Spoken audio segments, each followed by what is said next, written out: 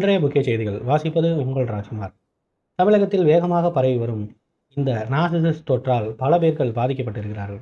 இவர்களை கல்யாணம் செய்து கொண்ட அனைவரும் பலவிதமான துன்பத்தில் ஆழ்ந்து கொண்டிருக்கிறார்கள் அப்படின்னு இதை எல்லாத்தையும் சொல்லணும்னு ஒரு ஆசை. என்ன ஒரு ஆசைன்னா, இது எல்லாத்தையும் அந்த ஜாம்பிஸ் எப்படி கவர்மெண்ட் தடை பண்ணுமோ அந்த மாதிரி இந்த நார்சிஸ்டுகளை எல்லாத்தையும் கல்யாணம் பண்ண விடாமல் தடை பண்ணால் எவ்வளோ நல்லாயிருக்கும் இல்லை? ஸோ அந்த மாதிரி ஒரு விஷயங்களை பற்றி நம்ம ஒன்றும் செய்ய முடியாது. சரி வாங்க, நிகழ்ச்சி போகிறதுக்கு முன்னாடி நார்சிசிஸ்ட் ஃப்ரீ லைஃப் வெபினார் அப்படிங்கிறது இருக்குது. நீங்கள் தாராளமாக கலந்துக்கலாம். இது ஒரு 10 hours to 15 hours of program daily நடக்க போகுது. 10 days வீக் டேஸில் நடக்க போகுது. பாருங்கள், உங்களோட டைம் கம்ஃபர்ட்டாக இருந்தால் தாராளமாக நீங்கள் இதில் சேர்ந்துக்கலாம். That's a matter. இதான் நம்மளுடைய அட்மின் நம்பர், அதுக்கு நீங்கள் கண்டக்ட் பண்ணிக்கலாம். சரி வாங்க போவோம்.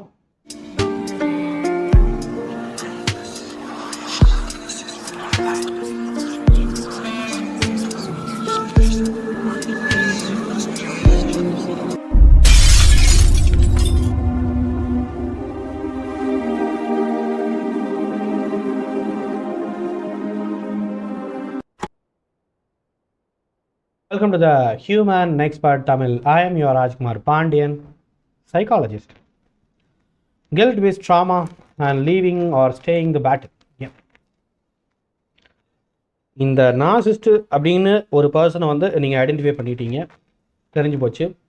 அப்புறம் நீங்கள் கப்புள் கவுன்சிலிங்லாம் கூட்டிகிட்டு போகிறீங்க. அங்கே இருக்கவங்களும் சொல்லிட்டாங்க, இவருக்கு இந்த மாதிரி நார்சிசிஸ்ட் ட்ரைட்ஸ் அப்படிங்கிறது ரொம்ப அதிகமாகவே இருக்குது, இல்லை இந்த பொண்ணுக்கு அதிகமாக இருக்குதுன்னு சொல்லிட்டாங்க. ஸோ என்ன பண்ணலாம் அப்படின்னு கேட்கும்போது, இவங்க கூட வாழ்கிறதுங்கிறது சாதாரணமான ஒரு விஷயம் கிடையாது, சாத்தியமே இல்லாத ஒரு விஷயம். கடைசி வரைக்கும் நீங்கள் ட்ராமாவில் தான் இருக்கணும். Better Y Gantt you leave. இதை நாங்கள் டேரெக்டாக சொல்ல மாட்டோம்.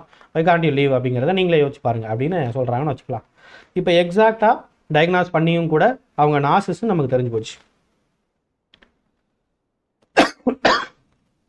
கோர்ட்டில் ரொம்ப சிம்பிள். நீங்கள் போய் நார்சிஸ்ட்லாம் அங்கெல்லாம் நிரூபிக்கணுங்கிற அவசியம் கிடையாது. அவங்க என்னென்ன மாதிரியான விஷயங்களை செஞ்சாங்களோ, ஓகே, அவங்கள அடித்தாங்களா, வச்சாங்களா, மென்டல் குரூவல்ட்டியில் என்னென்ன பண்ணாங்க, மேனிப்புலேஷன் என்ன பண்ணாங்க, இந்த மாதிரி விஷயங்களை எல்லாத்தையும் கோர்ட்டில் நீங்கள் சொல்கிறது பட்சத்தில் அதை உங்களால் ப்ரூவ் பண்ண முடியலையோ, ஒட்டு மொத்தத்தில் உங்களுக்கு அந்த பர்சன் கூட சேர்ந்து வாழ விருப்பம் இல்லைங்கிற பட்சத்தில் கண்டிப்பாக கோர்ட் அப்படிங்கிறது உங்களுக்கு டிவோர்ஸ் கொடுக்கும். அப்போ கோர்ட்டும் ரெடி. 2-3 வருஷத்துக்கு அப்புறம் எல்லாரும் சொல்லி பார்ப்பாங்க. 2-3 வருஷத்துக்கு அப்புறம் என்ன ஆக ஆரம்பிக்கும்னு சொன்னால், இந்த சொசைட்டியும் தன்னை மாற்றிக்க ஆரம்பிக்கும். இன்றைக்கி எத்தனையோ பேர் டிவோர்ஸ் இருக்காங்க.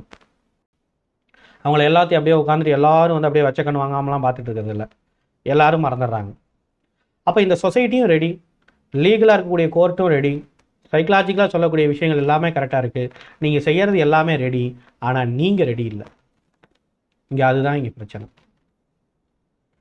எல்லாமே ரெடி, கமிட்மெண்ட் ஓரியன்டாக என்னென்ன பண்ணலாம் அப்படிங்கிற மாதிரி விஷயத்துக்கு எல்லாத்துக்கும் பிளான் ரெடி, அதுக்கு சப்போர்ட் பண்ணுறதுக்கு ஆட்கள் ரெடி, உங்களுக்கு மாரல் சப்போர்ட் கொடுக்கறதுக்கும் ஆட்கள் ரெடி, ஃப்யூச்சரில் வேறு ஏதாவது பண்ணிக்கலாம் அப்படிங்கிறதுக்கும் ரெடி, எல்லாத்துக்கும் ரெடி.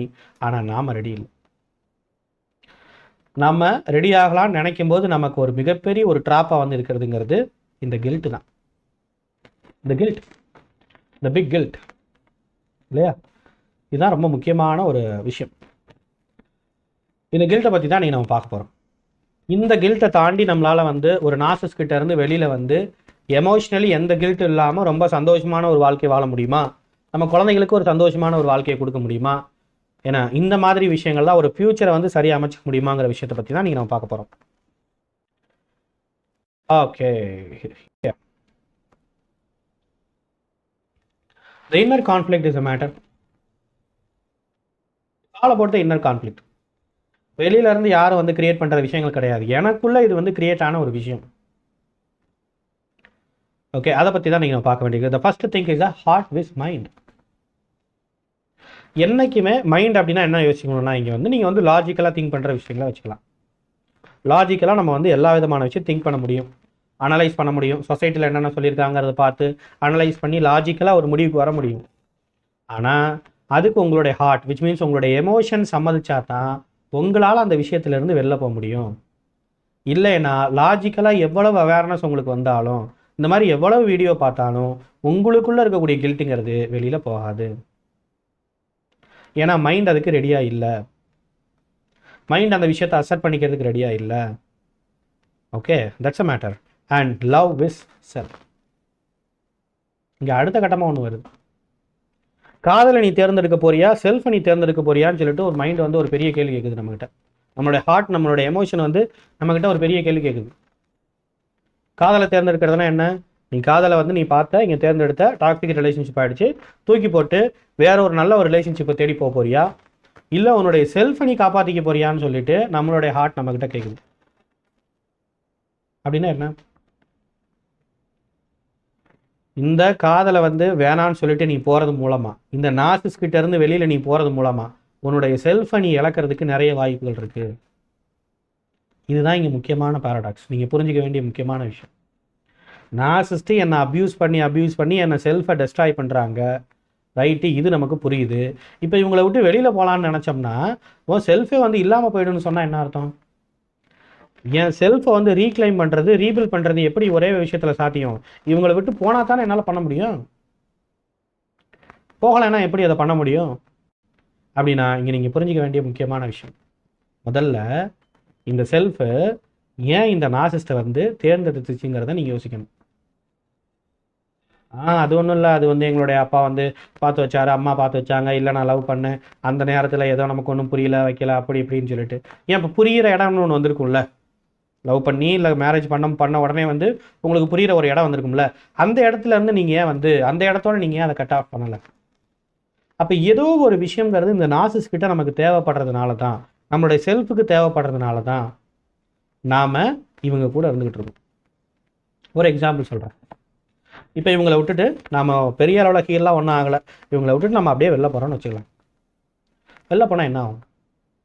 நம்ம இந்த சொசைட்டியை ஃபேஸ் பண்ணணும். சொசைட்டியில் இருக்கவங்களுடைய கிரிட்டிசிசன் அது இதுங்கிறதெல்லாம் இருக்கும். அதுக்கப்புறம் அதெல்லாம் அடங்கிடும். அதுக்கப்புறம் ஒரு நார்மல் லைஃப்க்கு நம்ம வந்துடும்ல, ஒரு 6 மாதம் 1 வருஷத்தில் ஒரு நார்மல் லைஃப்க்கு நம்ம போயிடும்ல. அப்போது மற்றவங்கள மாதிரி நாம் கிடையாது. ஏன்னா ஒரு நார்சிஸ்ட் நம்மக்கிட்ட வந்து மேனிப்புலேட் பண்ணி பல விதமான விஷயங்களை செஞ்சு நம்மளை அப்யூஸ் பண்ணி ஒரு ரிலேஷன்ஷிப்பில் நம்ம ட்ராப்பில் மாட்ட வச்சுருக்காங்க. அப்படின்னா என்ன அர்த்தம்? அந்த அளவுக்கு வல்னரபிளாக நம்ம இருந்திருக்கோன்னு அர்த்தம். இதே மாதிரி வேற ஒரு நார்சிஸ்ட்டு வேற மேனிப்புலேட் பண்ணுற தனக்கு தேவையான விஷயங்கிறது உங்ககிட்ட இருக்குன்னு ஒருத்தவங்களுக்கு தெரியுது. ஓகே, உங்களை எப்படியாவது மேனிப்புலேட் பண்ணி அதை வாங்கிக்கணும்னு நினைக்கிறாங்க. அப்படின்னா அவங்களால அதை செய்ய முடியுமா முடியாதா?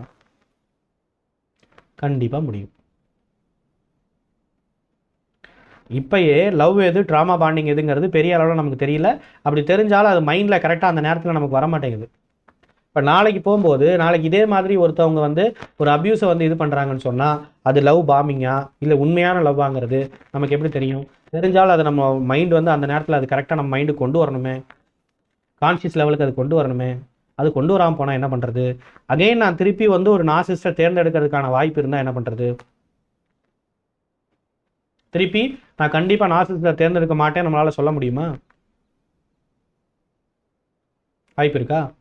இப்போ இந்த நார்சிஸ்ட்டை தேர்ந்தெடுக்கிறதுக்கு முன்னாடி நம்ம பார்க்கலாமே, நம்மளோட ஃப்ரெண்ட்ஸ் ஓரியன்டான ஆட்களில் யாராவது இதே மாதிரியான ஆட்கள் இருக்காங்களான்னு பாருங்களேன், யோசிச்சு பாருங்களேன். இருந்திருப்பாங்க. ஒரு டாக்ஸிக் ரிலேஷன்ஷிப்பை அந்த அகைன் அண்ட் அகைன் அதை தேர்ந்தெடுக்கக்கூடிய பேட்டர்னுங்கிறது நார்சிஸ்ட்டை விட்டு நீங்கள் வெளில வந்தாலும் அந்த பேட்டர்ன் உங்ககிட்ட தான் இருக்குது. இப்போ இந்த நார்சிஸ்ட்டை விட்டு வெளில வந்து திருப்பி வந்து நீங்கள் தனியாக போனீங்கன்னா அங்கே வேற ஒரு நார்சிஸ்ட் இருந்து உங்களை வந்து மேனிப்புலேட் பண்ணி உங்களுடைய செல்ஃபை ஒன்றும் இல்லாமல் பண்ண மாட்டாங்கங்கிறது என்ன நிச்சயம்? இதைத்தான் மைண்டு கேட்குது. இதைத்தான் கில்ட்டுங்கிற வடிவில் கேட்குது. ஒரு குற்ற உணர்ச்சிங்கிற ஒரு விஷயத்தை வச்சு இது ஒரு ட்ராப்பாகவே இருந்தாலும் வேறு வழி இல்லை, இங்கே இரு. ஏன்னா கம்பேரிட்டிவ்லி பார்க்கும்போது அங்கேயும் நீ போய் அப்யூஸ் ஆகிறேன்னா அதுக்கு நீ இங்கேயே இருந்து அப்யூஸ் ஆகிட்டு போயிடலாமே. இங்கேயாவது 2-4 ஜஸ்டிஃபிகேஷன் சொல்லிக்கலாம். இவங்க என்னோட ஹஸ்பண்டு இல்லை இவங்க என்னோட ஒய்ஃபு, அதனால் அப்யூஸ் பண்ணுறாங்க, அப்யூஸ் வாங்கிக்கிறேங்கன்னு சொல்லலாம். நாளைக்கு நாமளாக போய் வந்து சூஸ் பண்ணி இது விழுந்தோன்னா நீயா போய் விழுந்துக்கிட்டேன்னு சொசைட்டி கூட நமக்கு சப்போர்ட் பண்ணாமல் போயிடும். இல்லை மேக்ஸிமம் செகண்ட் ரிலேஷன்ஷிப்பில் பெரிய அளவில் இன்ட்ரெஸ்ட் யாரும் காட்ட மாட்டாங்கல்ல. எந்த சொசைட்டி வந்து அட்டென்ஷன்லாம் கொடுக்காதுல்ல. வாட்டவர்ப்பா நீ தேர்ந்தெடுக்கிட்ட நீ பார்த்துக்க அப்படின்னு தானே சொல்லும். அப்போ இங்கே இதைத்தான் யோசிக்கிறாங்க. உன்னோட லவ் வேணுமா இல்லை உன்னோட செல்ஃப் உனக்கு வேணுமான்ட்டு நம்மளோட மைண்ட் நம்மகிட்ட கேட்குது. பார்த்துக்கணும். ஸ்டே ஆர் கோ, ஸ்டே ஆர் கோ. நீங்கள் இருக்க விரும்புறியா இல்லை போக விரும்புறியா இப்படிங்கிற விஷயத்துக்குள்ள இருக்கக்கூடிய இன்னர் கான்ஃப்ளிக்ஸ் தான் இது இல்லையா? Guilt of leaving. ஃபஸ்ட்டு அவர்களை விட்டு நம்ம போகும் பொழுது நமக்கு வரக்கூடிய ஃபஸ்ட்டு விஷயம் என்ன அப்படின்னா அபாண்டன்மெண்ட் ஃபியர். ஒரு அபாண்டன்மெண்ட் ஆயிடுவோமோங்கிற ஒரு மிகப்பெரிய ஒரு ஃபியருங்கிறது நமக்குள்ளே வர ஆரம்பிக்கும். It's a matter. ஏன் அபாண்டன் ஆயிடுவோம்? வெளில போனதுக்கப்புறம் எப்படி பார்த்தாலும் என்னுடைய அம்மா அப்பா இருக்க போகிறாங்க. நான் அதுக்கப்புறம் புதுசாக ஃப்ரெண்ட்ஸை க்ரியேட் பண்ணிக்க போகிறேன். இல்லை ஆல்ரெடி ஃப்ரெண்ட்ஸ் இருக்காங்க. நான் வந்து ஒரு இடத்துக்கு வேலைக்கு போக போகிறேன். அங்கே வந்து என்னுடைய கொலீக்ஸ் இருக்க போகிறாங்க. இப்படி சொசைட்டியில் சுற்றி சுற்றி எனக்கு ஆட்கள் இருக்க தானே போகிறாங்க. எனக்கு என்ன பிரச்சனை அதனால? நான் எப்படி அபாண்டன் ஆவேன்? நான் எப்படி ஒரு கைவிடப்பட்ட ஒரு ஆளாக மாறுவேன்? அப்படின்னா இங்கே நம்ம யோசிக்க வேண்டிய மிக முக்கியமான ஒரு விஷயம். நான் இந்த கில்ட்டு, இந்த ஃபியரு, இந்த மாதிரி விஷயத்தோடு நான் வெளில போகிறேன்னா, வெளில போகும்போது அங்கே இதை பற்றி 4 பேர் கேட்க ஆரம்பிக்கிறாங்க. பாசிட்டிவாக கூட உங்களுக்கு சப்போர்ட் பண்ணுறதுக்காக கூட 4 பேர் கேட்க ஆரம்பிக்கணுமே, அது உங்களுக்கு அன்கம்ஃபர்டபுளாக ஃபீல் ஆகுதுன்னு வச்சுக்கலாம். அப்போ நீங்கள் என்ன பண்ண ஆரம்பிப்பீங்க? மற்றவங்ககிட்ட பேசுகிறத குறைக்க ஆரம்பிப்பீங்க. உங்களுக்குள்ள ஒரு கில்ட்டு வரும். என்ன இருந்தாலும் ஒரு தப்பான ரிலேஷன்ஷிப்பை சூஸ் பண்ணி நான் வெளில வந்துட்டேனேங்கிற ஒரு மிகப்பெரிய ஒரு கில்ட்டு. சூஸ் பண்ணதில் ஒரு கில்ட் இருக்குது ஆல்ரெடி, இல்லையா? ஒரு தப்பான ஒரு வாழ்க்கையை சூஸ் பண்ணிட்டேங்கிற கில்ட் இருக்குங்களா ஆல்ரெடி? இப்போ நான் அதை போய் எப்படி எக்ஸ்பிளைன் பண்ணுவேன்? அதனால இந்த கில்ட்டுனாலேயே பல பேர்த்துக்கிட்ட நம்ம சேராம விட்டுருவேன். அப்படி பல பேர்த்துக்கிட்ட புது ரிலேஷன்ஷிப் வந்து நான் சேராம விடும்போது பல ஆட்களும் இந்த மாதிரியான கேள்விகள் எழுப்புவாங்க. அவங்ககிட்டயும் நான் பேசாம விடுவேன். கடைசியில் நான் எங்கே வருவேன்? கைவிடப்பட்ட ஒரு நிலைமைக்கு வருவேன். ஒரு பெரிய அபாண்டன்மெண்ட் எனக்குள்ள வரும். இந்த விஷயம்லாம் முன்னாடியே என்னோட மைண்டுக்கு தெரியும். அதனால தான் என் மைண்ட் என்ன பண்ணுதுன்னா, அங்கே போனால் நீ தனியாக இந்த மாதிரி ஒரு கைவிடப்பட்ட ஒரு ஆளாக மாறிடுவேன், அதனால வந்து இங்கே இருன்னு சொல்லிட்டு இந்த கில்ட்டை வந்து இந்த மாதிரி நமக்கு இது கிட்டத்தட்ட ஃபேவரபுளாக ஆகுதுன்னு சொல்லலாம். ரைட். அடுத்த பாயிண்ட், ஷேம் ஆஃப் குவிட்டிங். நான் அதை குவிட் பண்ணிட்டு போகிறேன்னு வச்சுக்கோங்களேன். ஃபஸ்ட்டு எனக்கு வந்து இதை குவிட் பண்ணணும்னு நான் நினைக்கும் போது ஃபஸ்ட்டு எனக்குள்ளே வரக்கூடியதுங்கிறது ஷேம். ஒரு மாதிரி வெட்கக்கேடு அப்படிங்கிற மாதிரி இருக்கு. நமக்கு ஒரு அவமானமாக நம்ம ஃபீல் பண்ணுவோம். என்னன்னாலும் எப்படியாவது இந்த ரிலேஷன்ஷிப்பில் ஒருவேளை இப்படி நம்ம வந்து யோசிப்போம், ஒருவேளை வந்து நம்ம இந்த ரிலேஷன்ஷிப்பை வந்து தாக்கு பிடிக்கிற அளவுக்கு, ஏன்னா அப்படியே நான் வந்து அதை வந்து அப்படியே ப்ரிசர்வ் பண்ணுற அளவுக்கு, நான் வந்து இதை ஹோல்ட் பண்ணுற அளவுக்கான கெப்பாசிட்டிங்கிறது எனக்குள்ளே இல்லையோன்னு சொல்லிட்டு ஒரு மிகப்பெரிய டவுட்டுங்கிறது என்னை பற்றி எனக்கு வந்து ஒரு செல்ஃப் டவுட் வர ஆரம்பிக்கும். That's very important thing.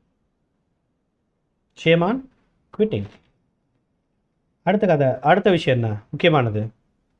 This is the matter. What if they change? இதுவும் எனக்கு தோண ஆரம்பிக்கும்ல. ஒருவேளை எப்போல்லாம் நான் வந்து போகலான்னு நினைக்கிறேனோ, எப்போல்லாம் இது பண்ணலாம்னு நினைக்கிறேனோ, அப்போல்லாம் 2-3 தடவை வந்து இவங்க வந்து இந்த லவ் பாம்பிங்கிற மாதிரி இவங்க ஓரளவுக்கு நல்லா மாறுற மாதிரி சில விஷயங்களை காட்டியிருக்காங்களே, ஒருவேளை நான் போனதுக்கப்புறம் திருந்தி அவங்க மாறிட்டாங்கன்னு சொன்னால், அதுக்கான சான்ஸையே நான் கொடுக்காம வெளியில் வந்துட்டேன்னு சொன்னால், இது எப்படி நடக்கும்? அப்போ இது வந்து ஒரு பெரிய லாஸ் தானே. அப்போ இவங்க மாறுறதுக்கான சான்ஸை நான் கொடுக்காம போயிடுவேன்ல. இப்படிங்கிற நமக்குள்ள ஒருவேளை அவங்க மாறிட்டா என்ன பண்ணுறதுங்கிற ஒரு எமோஷனுங்கிறது நமக்குள்ளே வர ஆரம்பிக்குது. Then what else? The drama of staying.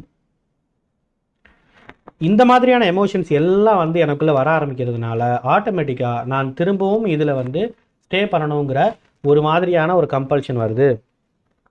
But அதுக்குள்ளே ஒரு ட்ராமாவை க்ரியேட் பண்ணாலும் still I feel like that. Okay, பரவாயில்ல, இப்படியெல்லாம் போகிறதுக்கு ஒரு வேளை இன்னும் கொஞ்சம் நாள் வந்து நம்ம இதிலிருந்து பார்க்கலாம் அப்படிங்கிற ஒரு முடிவுங்கிறது ஒரு வேளை நமக்கு வரலாம்.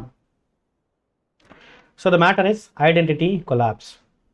ஒருவேளை இதில் நான் இருந்தேன்னா இந்த பிரச்சனையெல்லாம் வருதுங்கிற ஞாபகமே எனக்கு வரும். ஒன்று, என்னுடைய ஐடென்டிட்டி அப்படிங்கிற ஒரு விஷயமே ஒட்டுமொத்தமாக இல்லாமல் போயிடுது. ரெண்டாவது விஷயம், சைலண்ட் எமோஷனல் டிகே. அண்ட் மூணாவது, கான்ஸ்டன்ட் செல்ஃப் பிளேம். இந்த 2 விஷயங்களுக்குள்ளே நான் மாட்டிக்கிறேன். வெளியில் போகணும்னு நினைக்கும் போது இந்தந்த மாதிரியான எமோஷன்ஸ் வருது. சரி, நான் தங்கலான்னு நினைக்கும் போது எனக்குள்ளே வந்து என்ன நான் ப்ளேம் பண்ணிக்க ஆரம்பிக்க வேண்டியது இருக்குது. என்னோடய ஐடென்டிட்டி லாஸ் ஆயிருங்கிற பயம் இருக்குது. அஃப்கோர்ஸ் எஸ், அதெல்லாம் நான் செஞ்சுக்கிட்டு தான் அதெல்லாம் எனக்கு லாஸ் ஆகிக்கிட்டு தான் இருக்குது. இந்த 2 விஷயங்களும் போட்டு எனக்குள்ள ஒரு பலவிதமான கான்ஃப்ளிக்டை ஏற்படுத்த ஆரம்பிக்குது. Right?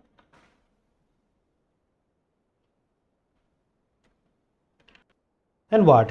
Why you feel stuck? This is the matter. உண்மையிலேயே நம்ம ஒர்க் அவுட் பண்ண வேண்டிய இடம் எது அப்படின்னா, இதுதான் நம்ம வந்து ஒர்க் அவுட் பண்ண வேண்டிய இடம். இந்த 2மே மாட்டிக்கிட்டு இருக்கோம். உள்ளே இருந்தாலும் பிரச்சனை, வெளியில் போனாலும் பிரச்சனை. இப்போ இதுக்கு எதுதான் வந்து சொல்யூஷன் அப்படின்னா, there is only one solution. இங்கே உள்ளே இருக்கணும்னா நமக்கு வந்து ஒரு நல்ல ரிலேஷன்ஷிப்ங்கிறது கிடைச்சாகணும். இந்த நார்சிசிஸ்ட் வந்து மாறி ஆகணும். என்னைக்கு வந்து இவங்களை கரெக்டாக கிளினிக்கலாக டயக்னாஸ் பண்ணிட்டா ஹீ இஸ் அ நார்சிசிஸ்ட் அல்லது ஷீ இஸ் அ நார்சிசிஸ்ட் அப்படின்னு நம்ம டயக்னாஸ் பண்ணிட்டோம். அப்படிங்கும்போது நமக்கு தெரிஞ்சு இவங்க மாற மாட்டாங்க. அப்போ இவங்களுடைய பிஹேவியரும் மாறாது, இவங்க அப்யூஸும் மாறாது. அப்போ உள்ளே இருக்கிறதுக்கான சான்ஸு 0. நம்மளால் ஹாப்பியாக இருக்க முடியுமா? முடியாது. அப்போ வெளியில் போகணுங்கும்போது இந்த மாதிரி கில்ட்டெல்லாம் வருது அப்படின்னா, அப்போ இந்த கில்ட்டை நம்ம ஒர்க் அவுட் பண்ண முடியுமான்னு பார்க்கணும். இந்த கில்ட்டை வந்து ஒர்க் அவுட் பண்ண வேண்டியது தான் இருக்குது. இப்போ இந்தந்த இடங்கள்லாம் நம்ம ஸ்டாப் ஆகிருக்கும். இந்தந்த இடத்துல எல்லாத்துலேயும் வந்து என்னால் ஒர்க் அவுட் பண்ண முடிஞ்சதுன்னு சொன்னால், இந்தந்த இடத்துல நான் சரி பண்ண முடிஞ்சு ஃபிக்ஸ் பண்ண முடிஞ்சதுன்னு சொன்னால், then I can be free to go. First விஷயம் fear of alone. Fear of abandonment வந்தது இல்லை, நான் தனியாக போயிடுவேனோ நான் தனியாக ஆகிடுவேணுங்கிற ஒரு விஷயம் வந்தது இல்லை. இப்போ நான் வந்து அந்த ஃபியர் ஆஃப் லோன்லினஸ் வந்து நான் வந்து பிரேக் பண்ணணும். நான் வெளியில் போனாலும் கான்ஃபிடண்ட்டாக நான் என்ன பண்ணணும், எல்லாத்துக்கிட்டையும் போய் எல்லாத்துக்கிட்டையும் பழகிற அளவுக்கான ஒரு செல்ஃப் எஸ்டீம், ஒரு செல்ஃப் கான்ஃபிடென்ட் எனக்குள்ளே இருக்கணும். அந்த செல்ஃப் கான்ஃபிடென்ட் எப்படி வளர்த்துக்கிறது?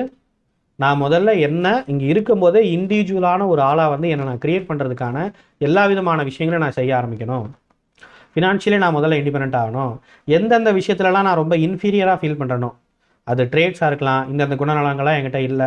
ஃபார் எக்ஸாம்பிள் விடாமுயற்சி என்கிட்ட இல்லை, நான் கொஞ்சம் தான் ட்ரை பண்ணுவேன் அப்படியே நான் விட்டுருவேன், நான் கொஞ்சம் லேசினஸான ஆள். அப்போ இந்த மாதிரி ட்ரேட்ஸ் எல்லாம் நான் ஒர்க் அவுட் பண்ணி என்னை நான் கொஞ்சம் பில்ட் பண்ணணும்.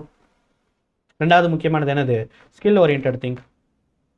ஃபினான்ஷியலாக நான் டவுனாக இருக்கேன், இந்தந்த ஸ்கில்லாம் என்கிட்ட இல்லை, ரொம்ப வருஷமாக நான் வந்து அப்படியே விட்டுட்டேன். அப்போ இதெல்லாம் வந்து நான் இங்கே இருக்கும்போதே இதெல்லாத்தையும் நான் ஒர்க் அவுட் பண்ணணும். இதெல்லாம் இருக்கும்போதே நான் ஒர்க் அவுட் பண்ணால் தான் எனக்குள்ளே இருக்க இன்ஃபீரியாரிட்டி போகும். எனக்குள்ளே இருக்க எப்போ இன்ஃபீரியாரிட்டி போகுதோ அப்போ தான் நான் என்ன பண்ணுவேன்னா, என்னை ஃபஸ்ட்டு நான் அக்செப்ட் பண்ண ஆரம்பிப்பேன். என்னை எப்போ நான் ஃபஸ்ட்டு அக்செப்ட் பண்ண ஆரம்பிக்கிறேனோ, அந்த செல்ஃப் அக்செப்டன்ஸ் எப்போ வருதோ அப்போ தான் நான் வெளியில் போனாலும் கூட என்னை நான் ரொம்ப ப்ளசண்ட்டாக வந்து அங்கே ப்ரெசென்ட் பண்ணுவேன். மற்றவங்களுடைய விஷயங்கள்லாம் வந்து என்னை பெருசாக வந்து அஃபெக்ட் பண்ணாது. அவங்க நல்லதுக்காக சொல்கிறாங்கன்னா நல்லதுக்காக எடுத்துப்பேன், கெட்டதுக்காக சொன்னாங்கன்னா அவங்கள நான் விலக்கி வைப்பேன். அவங்ககிட்ட போய் நான் ப்ளீசிங் மென்டாலிட்டி பண்ண மாட்டேன். It's a matter. Hope addiction. இந்த ஹோப் அடிக்ஷன்லேருந்து நம்ம வெளில வர வேண்டியது இருக்குது, which is very important thing. நாம் இவங்க மாறுவாங்க இப்படிங்கிற விஷயங்களே நம்ம யோசிச்சுக்கிட்டு இருக்கோம்ல, இதுக்கான காரணம் என்ன? நம்ம வேறு வழியில் இங்கே வாழ்ந்தாகணுங்கிற இந்த கம்பல்ஷனால தான் அந்த ஹோப் அடிக்ஷன் வருது. நான் இங்கே வாழ்கிறதுக்கு எந்த அவசியம் இல்லை, என்னால் தனியாக வாழ முடியுங்கிற ஒரு நம்பிக்கை வந்துருச்சுன்னா அப்போ இந்த கம்பல்ஷன் வராது. இந்த கம்பல்ஷன் வரலைன்னா இந்த ஹோப் அடிக்ஷன்லேருந்து I can come out. Simple. And broken the self worth. என்னோட செல்ஃப் ஒர்த்துங்கிறது பயங்கரமாக உடஞ்சிருக்கு பாருங்க. இது எல்லாத்தையும் இந்த மாதிரி என்னை இன்ஃபீரியாரிட்டி கிரியேட் பண்ணுற எல்லா விஷயங்களையும் பார்த்து அதை சரி பண்ணி நான் அதை கிரியேட் பண்ணேன்னு சொன்னால் I can feel my self worthful இல்லையா?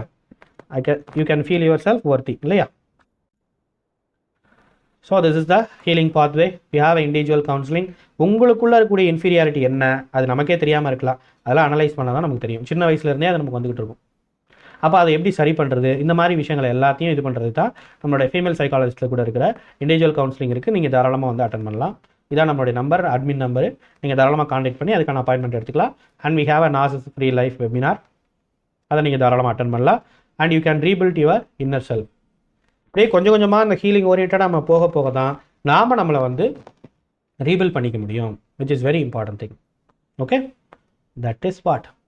Thank you so much from the Human Expert Tamil YouTube channel. I am your Rajkumar Pandian, psychologist, and that is what